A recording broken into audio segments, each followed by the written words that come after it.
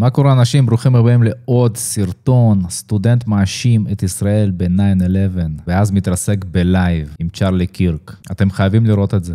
First thing I disagree with you on, Mr. Kirk, is I don't know, there's this viral video going around on the internet.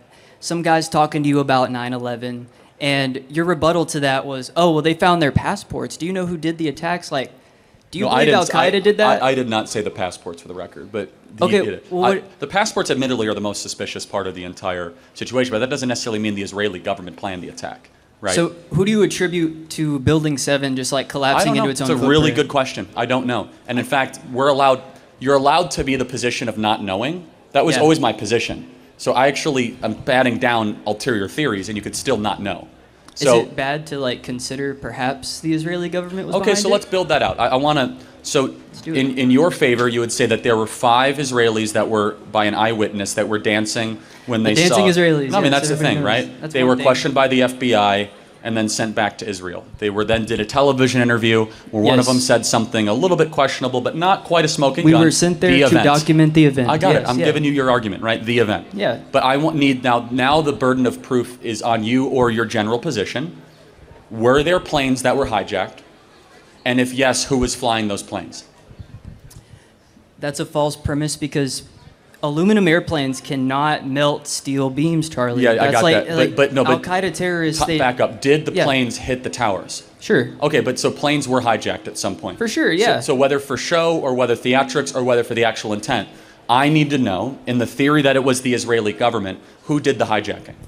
I don't think the hijacking is where we need to be looking. I think we No, but you got to answer the question, though, because the burden of proof, that's really important, right? That's a fundamental part of the entire story, is that there were a couple planes that were hijacked in midair. And so how did that happen? Was it spontaneous? Was it planned? And if so, who would give up their life willingly to go fly a plane into a tower? Well, a radical Muslim would, so tell me who else would do that. Well, I don't think we really know who hijacked the planes. The only thing we have to go off of is the passports that the FBI found on ground zero, right? I think that is sus. I got it. But the point being is, no, the passports are the weirdest part of the whole thing. It's pretty weird. That out of all, like everything gets incinerated and all of a sudden they find passports on the ground. I get it. Yeah. However, I don't think we're in a position to make like anywhere close to say, oh, it was the Israeli government because we found passports on the ground, right? I mean, if your whole argument is that there were 5 Israelis dancing. That's not my whole argument. Oh, then build out the whole argument. Yeah, so leading up to this attack on the Twin Towers, are you familiar with the art group, the Israeli art group, I might add? They go by Gelatin. Have you heard of them?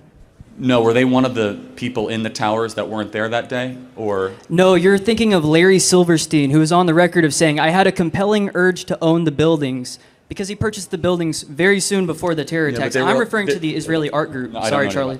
Yeah, so look it up. They go by Gelatin. You can find it in the archives on the internet. They had this art project. It was literally called the B Thing. B as in Bravo, the B Thing. Kind of suspicious, right? These people were given unfeathered access to both Twin Towers when even employees who clocked in and clocked out there every day did not have access to the building like these people did.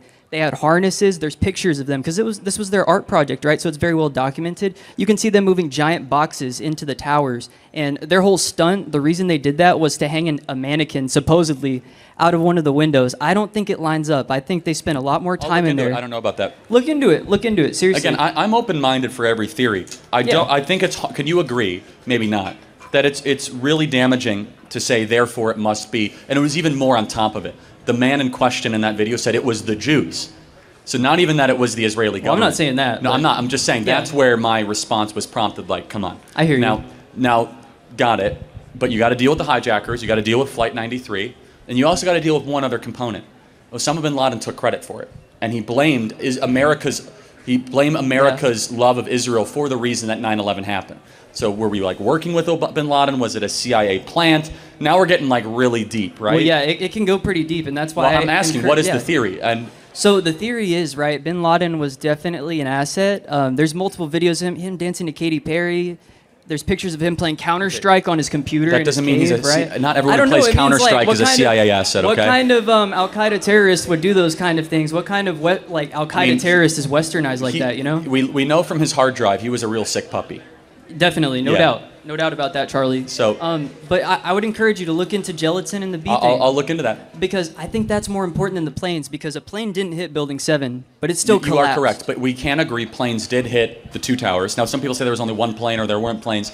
That's complete Who's to BS. say? Who's to say? Right? No, it's BS. We know families that had people on those planes. The real manifest, real people you could talk to. It's not fake. That's legit. There were passengers on these planes, and they died and they perished. So we have to figure that out. I hear you. The best argument is the passports in Building 7. Those two things have never made sense to me.